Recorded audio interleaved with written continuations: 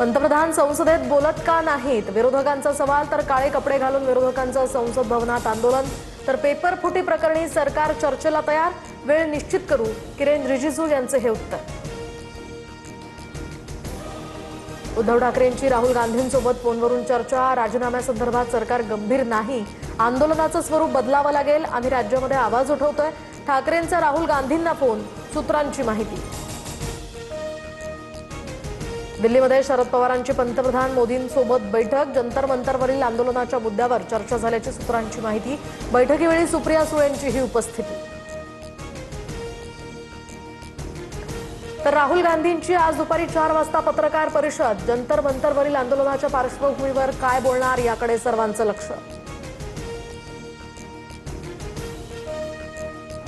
दिल्लीतील आंदोलनामागे विरोधक आणि देशाबाहेरील शक्तीचा हात. देशात असंतोष निर्माण करण्यासाठी विरोधकांचा आपापला अजेंडा. भाजपच्या रवींद्र चव्हाणांचा आरोप.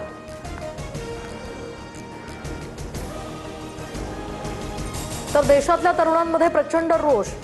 घरदार सोडून विद्यार्थी जंतर मंतरवर आलेत. त्यांचं म्हणणं ऐकून घ्या. अरविंद केजरीवालांची मागणी. तर विद्यार्थ्यांवर झालेल्या लाठी हल्ल्याचाही निषेध.